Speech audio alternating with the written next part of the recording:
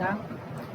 Vamos então aí para mais uma aula de desenvolvimento e extensão rural. Eu vou trabalhar hoje com vocês alguns conceitos gerais de extensão rural e de políticas públicas, ok? Na aula passada, eu falei que eu ia passar um vídeo, né? Então, antes de eu trabalhar o conteúdo da aula de hoje, que eu vou falar o que é a extensão rural como um processo educativo, informal, de caráter continuado. Vou falar um pouco sobre o que é assistência técnica, a diferença de assistência técnica para extensão rural. E aí vou finalizar a aula hoje com as políticas públicas de ATER. Eu gostaria de rever apenas o vídeo da aula passada, é um vídeo curto, né? Do Glauco Oliver, né? Lá de Pagre, de Santa Catarina. Eu acho que vocês vão gostar, tá? Bom, primeiramente, o que é extensão rural, né? Extensão rural, gente, é um processo educativo para o desenvolvimento rural. Visa tratar processos amplos relacionados com todas as áreas do rural. Esse termo, como a gente acabou de ver no vídeo da aula passada, ele teve origem lá nas universidades inglesas, na segunda metade do século XIX, né? E, inclusive, também sofreu influência americana. A primeira vez na história, né, que houve uma forma institucionalizada de extensão rural, né, já foi no início do século XX, com a criação do Serviço Cooperativo de Extensão Rural lá dos Estados Unidos, conforme foi citado lá pelo engenheiro agrônomo Glauco, né? Estruturado com a participação de universidades americanas, né, conhecidas como Land Grant College, né? Então foi a primeira vez na história que surgiu o termo institucionalizado, ok? Mas o que é extensão rural propriamente dito, né? Então a gente tem várias linhas, né, de pensamentos e definição. Então ela pode ser entendida como um ato de estender, de levar, de transmitir conhecimento de uma fonte geradora até um receptor final. Esse receptor final, lógico, nossos agricultores, né? O público rural em si, de uma maneira geral. É um processo educativo, de comunicação, de conhecimento, seja de qualquer natureza, né?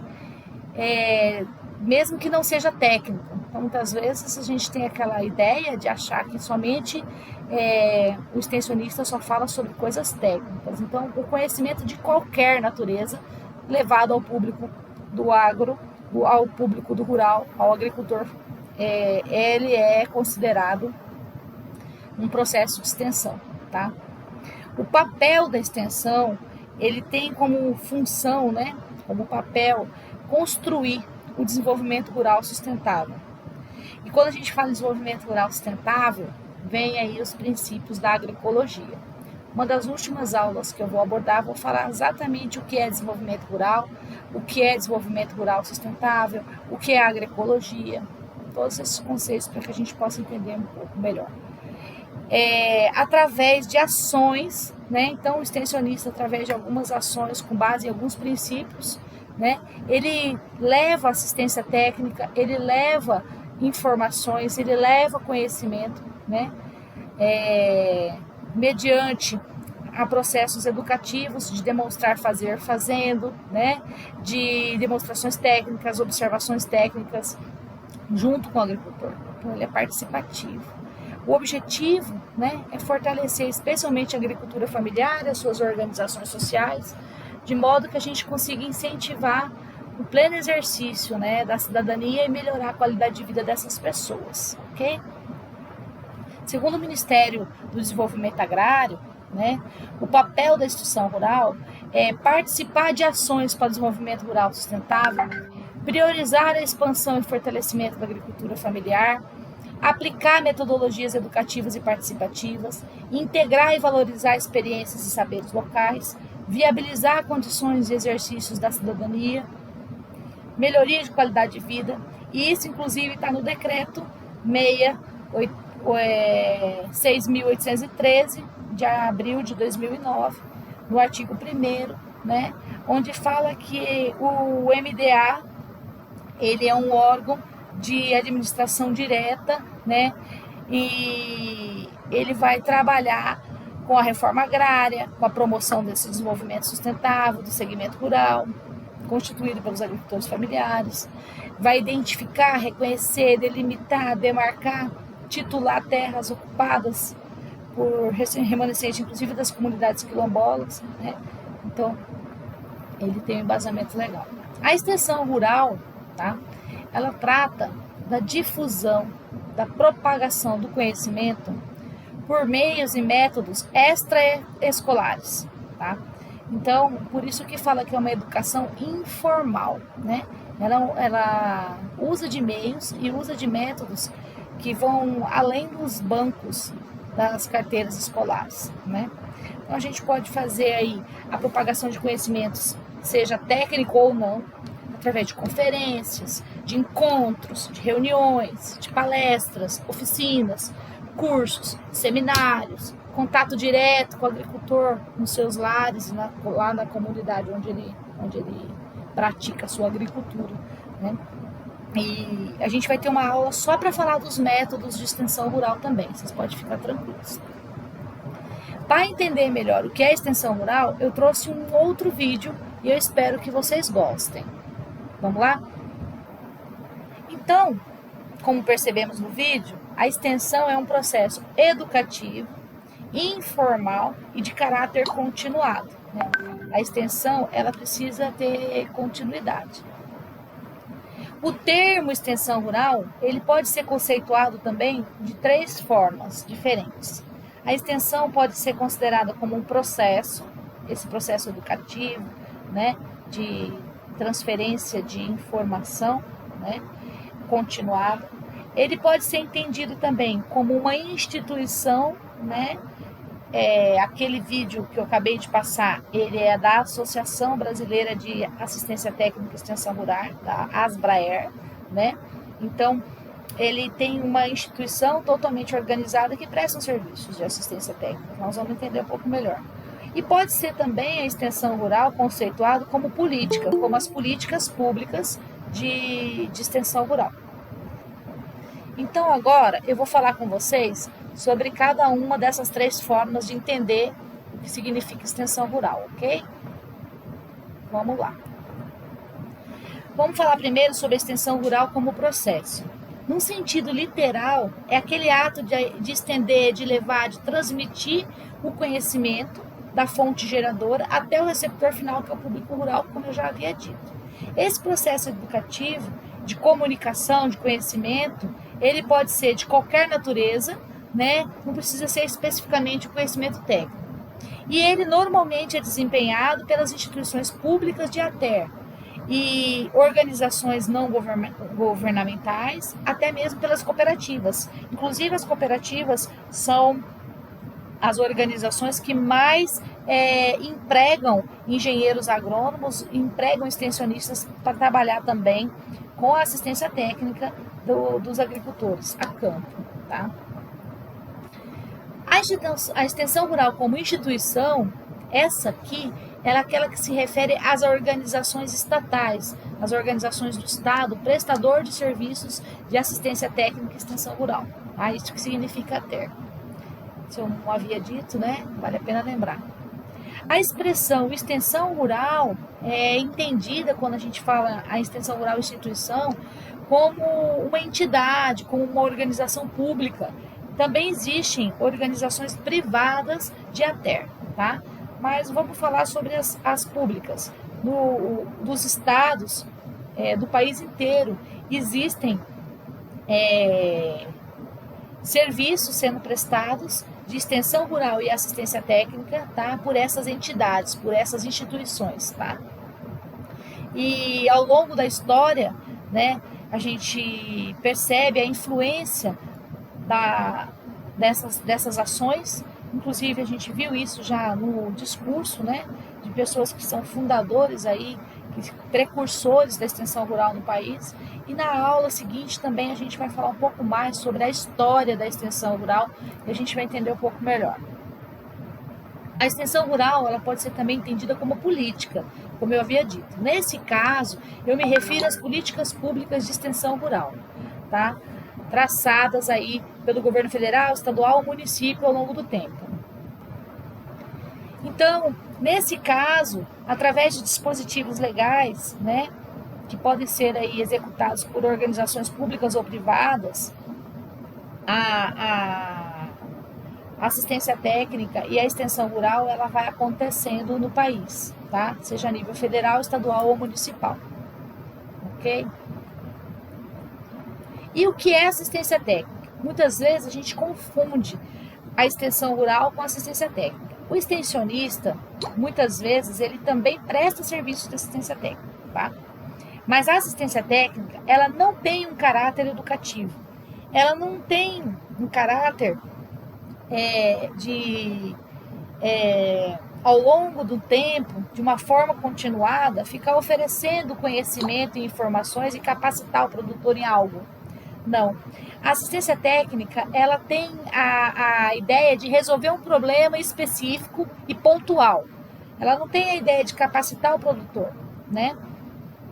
Oferecendo orientação técnica. O objetivo da assistência técnica é apenas resolver um problema específico, né? Um controle de praga específico, uma orientação sobre uma necessidade mineral do solo. Então, são serviços bem pontuais, bem específicos. Esse serviço se restringe quase sempre à recomendação quanto ao uso adequado daquilo que as pessoas vendem. Então, normalmente está atrelado aí às lojas agropecuárias.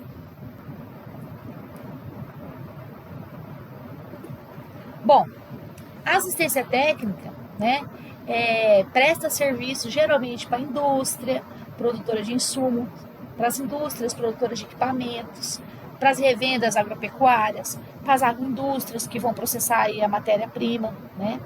Então, a assistência técnica através de atividades de venda, de pós-venda ou de compra, ela vai fazendo a sua orientação, mas sempre para resolver problemas pontuais, né? Nunca no caráter de educar, de orientar um agricultor ao longo do tempo. É de resolver problemas pontuais, ok? E o público da assistência técnica, normalmente também é um público um pouco mais diferenciado. É composto por pessoas, né, por agricultores de médio a grande porte, né? Então a gente tem por médio grandes produtores rurais. Geralmente a assistência técnica ela procura agricultores mais tecnificados, agricultores mais capitalizados, né, com melhor nível de instrução, que melhor se enquadra aí na agricultura, na categoria de agricultor patronal, agricultor empresarial, ok? Então, vale a pena saber a diferença entre assistência técnica e extensão rural. Para explicar isso, eu encontrei num portal O Extensionista, um professor doutor em extensão rural, que tem umas aulas super interessantes, mas ele fala bem bacana, assim, rapidamente, um vídeo curto também, e explica a diferença de assistência técnica e extensão rural. Então, a aula de hoje é recheada desses vídeos e eu quero compartilhar com vocês. Vamos lá? Vamos assistir mais um?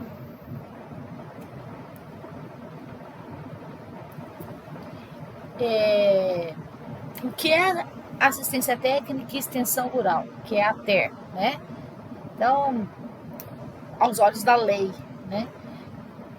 A gente pode ver na lei número 12.188 de 2010, que institui a Política Nacional aí de Assistência Técnica e Extensão Rural, que chama PNATER, que define como um serviço de educação não formal, um caráter continuado no meio rural, que promove processos de gestão, de produção, beneficiamento, comercialização das atividades e dos serviços agropecuários e também dos não agropecuários.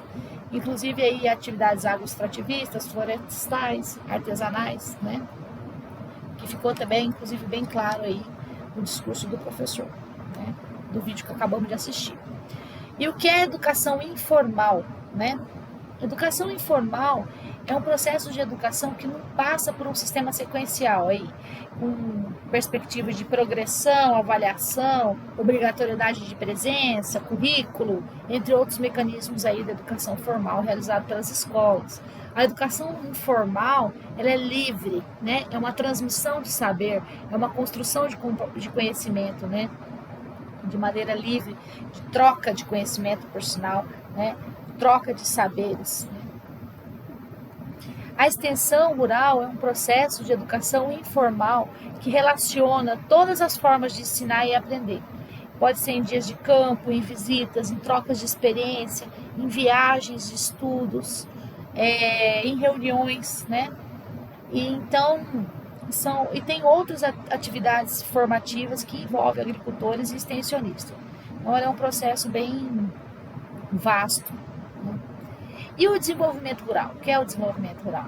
É um processo, né, que visa articular a eficiência econômica com equidade social e sustentabilidade ambiental, tendo a participação democrática da comunidade e a responsabilidade cívica de todo mundo, né, com a valorização da cultura como primórdios, né, como valores primordiais. Então, o desenvolvimento rural ele é algo bem complexo, né, dinâmico e vasto também, né? E nas aulas seguintes nós também vamos abordar um pouco mais aprofundado o que é o desenvolvimento rural propriamente dito. E quem é o extensionista, né? Então a gente percebe que é todo aquele profissional que vai desenvolver um trabalho de assistência técnica e extensão rural, né? Na busca de promover o desenvolvimento rural. A gente pode exercer os profissionais que podem exercer a extensão rural, eles são de diversas áreas de conhecimento. Nós temos agrônomos, zootecnistas, veterinários, antropólogos, engenheiros, técnicos em agropecuária, pedagogo, profissionais de serviço social, biólogo, entre outros. Eu já vi, inclusive, psicólogos. Inclusive, eu gostaria que esses profissionais se estendessem um pouco mais. Nós poderíamos ser advogados, né? O agricultor familiar é muito carente desse tipo de profissional, né? Extensionista. Então, contadores, né? Específicos para a área rural, né? Então, a gente pode exercer a extensão rural, né? Com diversos profissionais, ok? Não necessariamente esses que estão sendo listados aqui. O extensionista, então, como nós vimos, é um educador. Ele é um agente de mudança, que ele está sempre lá ao lado do produtor. Ele apoia o produtor, ele demonstra inovações, né? Ele ajuda o agricultor, o produtor a superar obstáculos, né? Ele consegue o acesso à linha de crédito, né? Ele consegue sanar problemas de burocracia, problemas relacionados à comercialização e ao mesmo tempo ele aprende com o produtor rural. Então o extensionista, educador, né? Ele é um agente de mudança. Como eu disse nas primeiras aulas, ele deixa uma marca na comunidade onde ele passa, né? Naquela família onde ele atua. E o que é essa ação extensionista, né? Essa capacidade em desenvolver processos continuados com agricultores no intuito de mudar a vida deles, no intuito de mudar a realidade dos aspectos produtivos, mudar a realidade social, mudar a realidade ambiental, mudar a realidade econômica daquele agricultor, né? Então, o extensionista, a ação extensionista é aquela que tem essa capacidade de desenvolver um processo que continua, né, continuado, que não é uma coisa específica, com um grupo de agricultores que consegue mudar a realidade dessas pessoas, tá, do mundo rural. Existem diferentes tipos de extensionistas, né? E os extensionistas eles precisam estar preparados adequadamente para saber agir, né? Porque tem níveis distintos e compatíveis com a sua qualificação. Então, como cada profissional tem uma capacidade técnica, cada profissional tem uma qualificação, né? Esses profissionais extensionistas, na verdade, eles são uma espécie de mediadores, né? Entre o agricultor familiar e os programas, entre os agricultores familiares e os projetos governamentais, né? Federais, estaduais ou municipais. Então, por isso que eu incluí no rol de profissionais também os advogados, também os contadores, né? Que eu acho que são dois profissionais que sempre a gente encontra como pouco extensionistas. Geralmente os extensionistas são técnicos e agropecuários, são do agro, né? Zootecnistas, veterinários, técnico em agropecuária, eu não estou nada contra, mas eu acho que, é uma opinião particular, eu creio que deveria expandir um pouco mais, porque muitas vezes para alcançar, né? Para a gente conseguir ser mediadores, extensionista como um papel de mediador para alcançar esses diversos programas e projetos governamentais, a gente precisa de um pessoal mais qualificado e compatível com algumas questões aí jurídicas e contábeis. E o que são políticas públicas de ATER, que é Assistência Técnica e Extensão Rural? São as políticas, né, ou um conjunto de programas e ações e atividades envolvidas pelo Estado. O Estado, eu estou dizendo, Brasil, nação, né? Só um minutinho. Então, as políticas públicas desenvolvidas pelo país, a nível de Estado e município, elas atuam diretamente ou indiretamente com a participação de órgãos públicos e privados, com o propósito de estabelecer ações e recursos para o desenvolvimento rural desses agricultores, dessas comunidades rurais. O surgimento de políticas públicas voltadas aí para o incentivo dessas atividades começaram com os recursos do PRONAF, que é o Programa Nacional de Fortalecimento da Agricultura Familiar, que surgiu aí em 1996 por meio de um decreto 1946. Então, quando surgiu o PRONAF, né, as políticas públicas voltadas para o incentivo dessas atividades começaram a ganhar força no nosso país. A ideia do PRONAF era estabelecer diversas ações para garantir recursos para apoiar essas atividades produtivas aí, principalmente do segmento da agricultura familiar no país, no Brasil. Dessa forma, de acordo com o artigo 1º do decreto, o PRONAF tem a ideia de promover o desenvolvimento sustentável do segmento rural constituído por agricultores familiares, de modo a propiciar a esses agricultores um aumento da capacidade produtiva, gerar emprego e melhorar a renda desses agricultores familiares. A gente vai perceber, né, que existem alguns responsáveis pela extensão rural, que são antecedentes a essas leis, né? Então, em 1948, foi feito o fim da política de ATER. Em 1997, foi criado a Embrater. Inclusive, eu mostrei o vídeo do Glauco Ollinger, que foi ex-presidente da Embrater. Em 1990, houve a extinção da Embrater. Em 2003, foi criada a Política Nacional de ATER. Então, ele tem antecedentes, né? Essas políticas voltadas para a agricultura familiar, elas têm a ideia de fazer o financiamento da produção, agregar valor e gerar renda, e elas atuam na linha de crédito, né? Elas têm seguro, inclusive, da produção, garantia de safra, para garantir a comercialização, a compra direta, a compra antecipada através dos programas do PAA, do PNAE, garantia de preço mínimo, né? Agregação de valor, dar valor aos produtos que são diferenciados, produtos locais, produtos da região, né?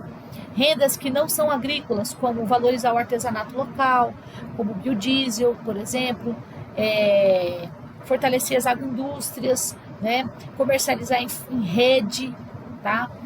E fomentar a prestação de serviços de assistência técnica, né? Fazer a formação de novos agentes de ATER, enfim. Alguns eixos de ação da Política Nacional de Assistência Técnica e Extensão Rural, né?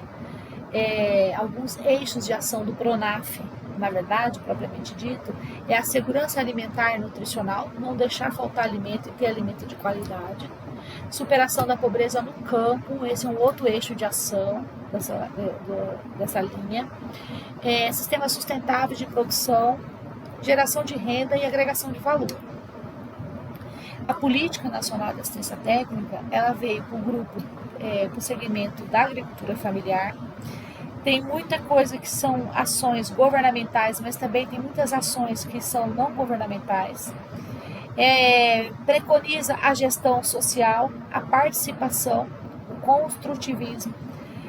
Tem como princípios da agroecologia, relações de gênero e geração. É muito importante nessa política pública a valorização da mulher, né, a valorização do jovem no campo, a inclusão social. Tá? E o que vem a ser, na verdade, então, esse Programa Nacional de Fortalecimento da Agricultura Familiar? O PRONAF em si é um programa de crédito que vai permitir acesso a recurso financeiro para o agricultor familiar. Ele vai beneficiar o agricultor familiar, seja ele tradicional, né, de comunidades tradicionais, como também provenientes de assentamentos da reforma agrária, povos e comunidades indígenas, por exemplo, né, e trazem esses financiamentos de forma individual para cada família desses agricultores ou de forma coletiva para associações e cooperativas de agricultores, com taxas de juros abaixo da inflação.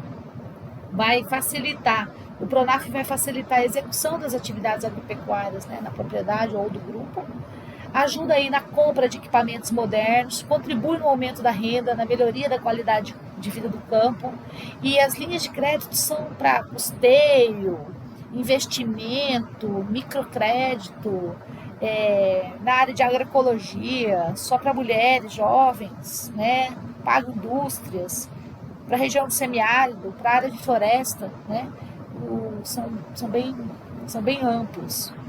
Né. Aqui no nosso estado, ele é executado pela Empaer, né, no auxílio dos técnicos extensionistas da Empaer, que faz um excelente trabalho, né, no nosso estado. E quais são essas linhas de crédito e investimento? Né? Então, elas se dividem em PRONAF Custeio.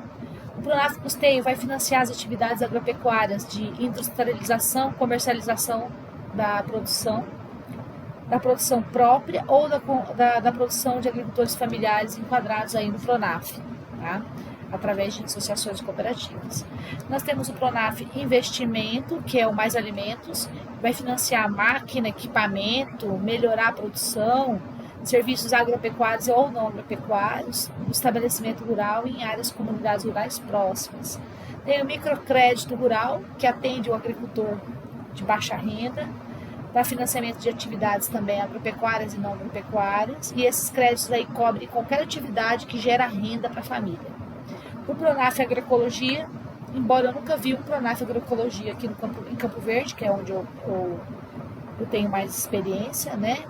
Mas ele financia sistemas de produção agroecológicos e orgânicos, cursos relativos à implantação de empreendimentos nessa linha, tá? De desenvolvimento sustentável. O PRONAF Mulher, que é oferecido especialmente para as mulheres, que financia aí propostas de crédito, independente do estado civil, né? Então pode ser usado aí nas atividades agropecuárias, no turismo, artesanato, entre outras atividades de interesse da mulher, tá?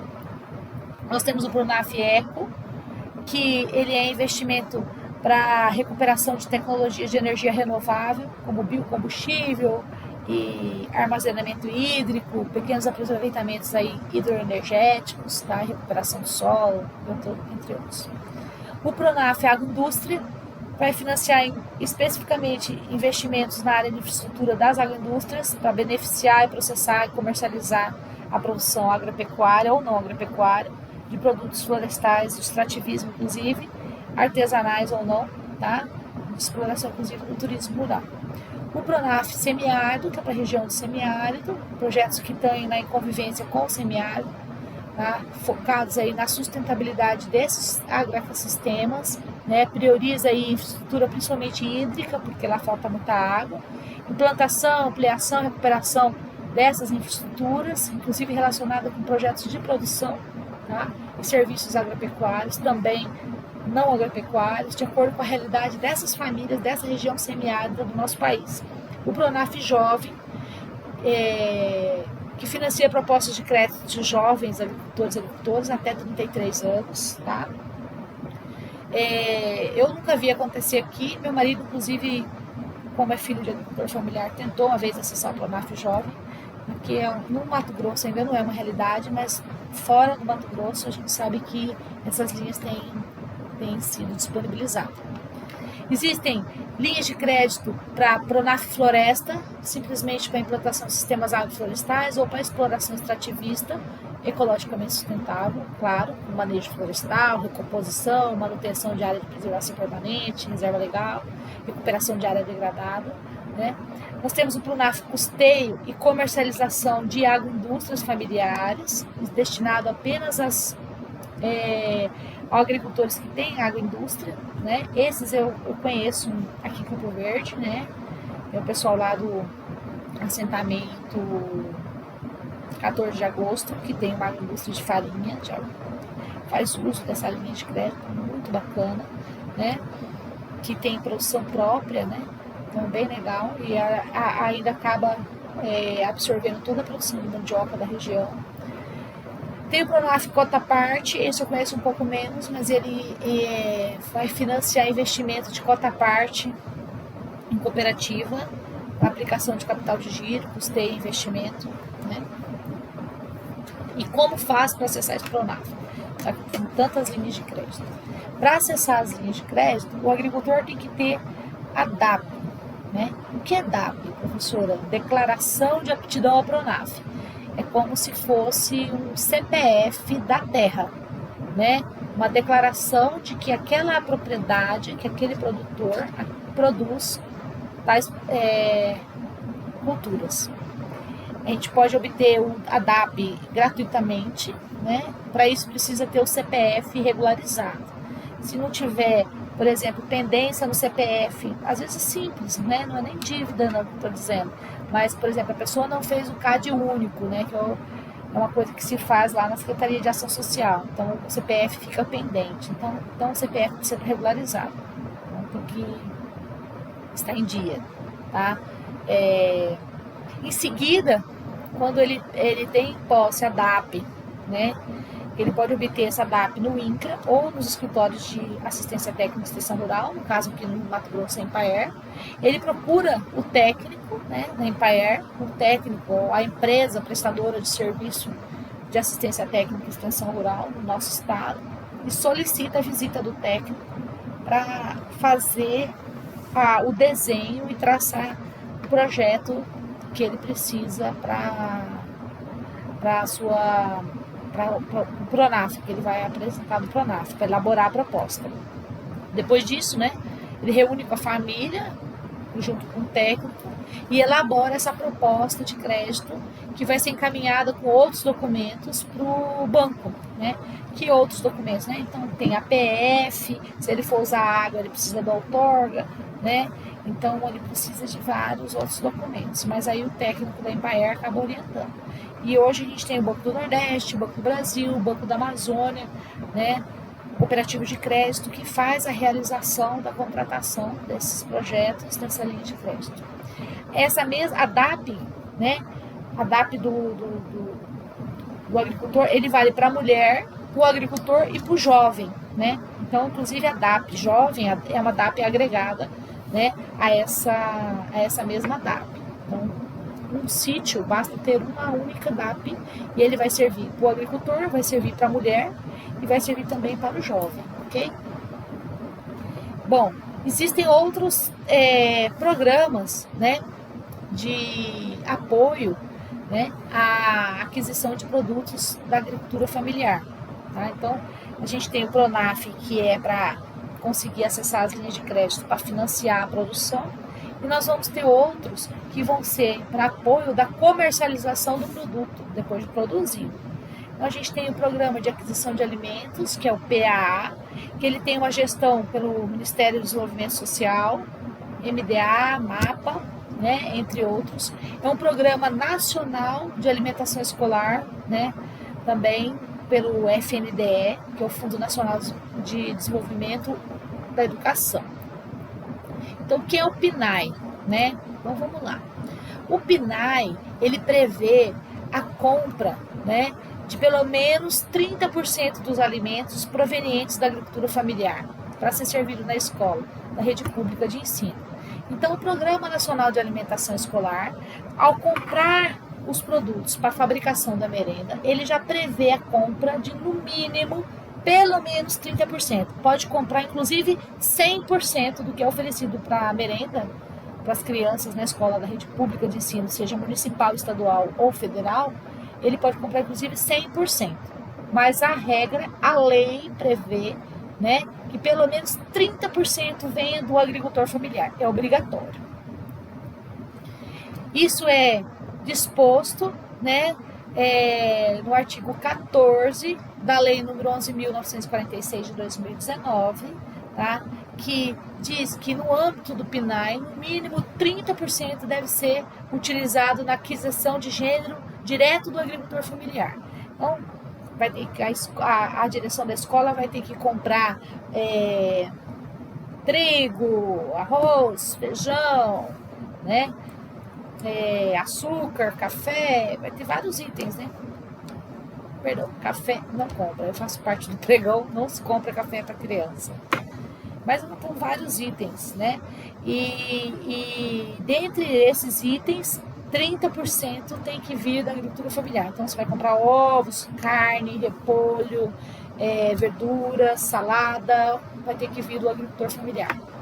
Então, a prioridade são os assentamentos da reforma agrária, as comunidades indígenas e as quilombolas. Então, são essas comunidades, tá?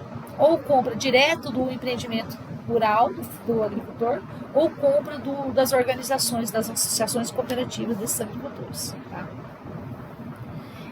A aquisição desses produtos dispensa licitação, então é feito uma chamada, né?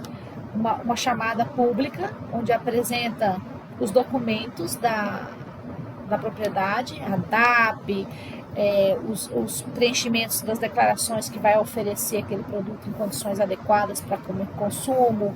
O agricultor vai conseguir fornecer de maneira regular durante o ano letivo da escola, aquela coisa toda, mas não tem licitação, tá? Ele tem uma chamada e ele vai no dia e eles fazem a compra direta.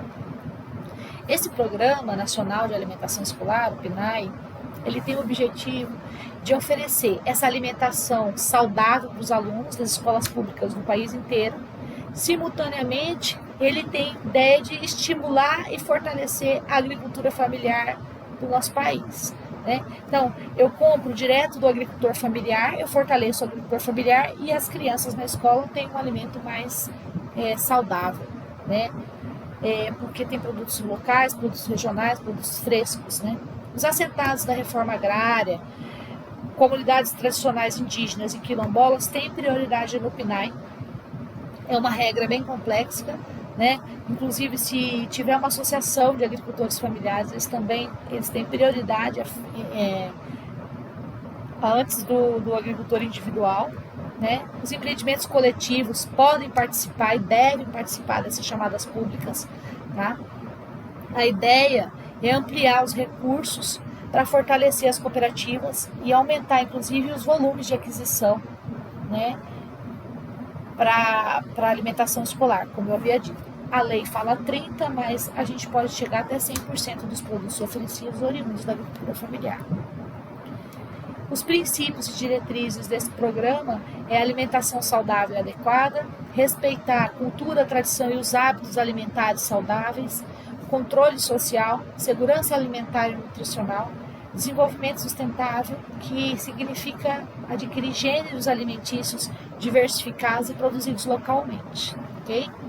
Inclusive, em regiões de comunidades, escolas do campo quilombolas, os alimentos que são oferecidos são aqueles produzidos por aquela própria região. Então, são oferecidos castanha, são oferecidos produtos bem específicos daquele público. O outro programa, né, é o PAA. Muitas vezes a gente fala sobre programas, políticas públicas voltadas para aquisição de alimentos e faz uma confusão. O PNAE, a escola, né, municipal, estadual ou federal, compra do agricultor familiar, com dispensa de licitação, até 30% de gênero alimentício e oferece na merenda escolar.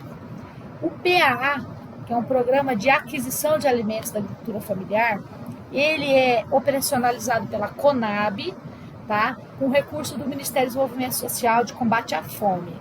Ele tem uma parceria também com estados e municípios, é ação do Fome Zero e garante o atendimento de populações em situação de insegurança alimentar. Então, ele promove a inclusão social no campo, fortalece a agricultura familiar. Ele permite que os estados, que os municípios, que os órgãos federais comprem alimentos da agricultura familiar, também por meios de chamadas públicas, também com dispensa de licitação. Esse programa ele surgiu em 2003, uma ação do governo federal para colaborar aí com o enfrentamento da fome e da pobreza no Brasil. E, ao mesmo tempo, a gente fortalece o agricultor familiar. Ele utiliza mecanismos de comercialização para aquisição direta dos produtores, dos agricultores familiares ou das organizações, das associações cooperativas desses agricultores. Compra os alimentos, tá? Mas aí não é para oferecer nas escolas, é para doar para a família que tem problemas de insegurança alimentar e nutricional. E serve também para formar estoques públicos, né, na CONAB, estoque que venha para a agricultura, da agricultura familiar, da família. Então, o PAA, né, através da CONAB, compra, através de dispensa de licitação, produtos da agricultura familiar ou das organizações sociais da agricultura familiar e entrega para as pessoas que estão em vulnerabilidade social, ok? A agricultura familiar recebe muitos recursos, tá?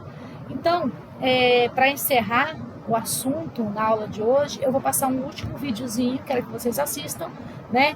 Onde é bem recente, onde o governo federal, desse atual governo, fala sobre os valores destinados para essas ações de segurança alimentar e nutricional que eu acabei de explicar agora aqui na nossa aula. Vamos lá? Bom, como a gente percebeu, né, tem muito dinheiro aí para a agricultura familiar. Existe um outro programa, que é o Programa Nacional de Crédito Fundiário, que financia a aquisição de imóveis rurais. Inclusive em Campo Verde nós temos assentamento Taperinha, que ele foi construído com créditos financeiros desse programa, tá? Do Programa Nacional de Crédito Fundiário. Ele financia a aquisição de terras, né, para investimento aí de infraestrutura básica, para colocar aí as unidades produtivas, projetos comunitários de convivência, tá? Enfim. Então, as políticas públicas com atuação de assistência técnica e extensão rural, elas são bem vastas. Podem estar relacionadas ao combate à fome, à mortalidade infantil, né, através de programas como o PAA. Podem estar relacionadas às linhas de crédito que vão fazer a aquisição e o fomento de infraestrutura para as organizações sociais, né? Para aquisição de terra, ou seja, para a promoção da reforma agrária, apenas para o gênero das mulheres, jovens, idosos, né? Ela tem o caráter não formal de levar inovações tecnológicas, né? De promover a segurança alimentar e nutricional, isso também inclusive garantido em lei, né, no nosso país. Fazer a inclusão, né, da produção de programas, né, como o PRONAF, PAA, PNAE, né, inclusive Minha Casa Minha Vida, habitação rural, tá? As políticas de ATER também atuam nesse segmento. Luz para Todos, né, que é a luz no campo, é muito bacana, né, com taxas menores, né, para aquele produtor rural. Água, saneamento, tá? Também para todo mundo. Então, ela é bem vasta. O que eu tinha para a aula era isso. Espero que vocês tenham gostado. né? Qualquer dúvida, me procurem, né? Que eu vou estar aí à disposição.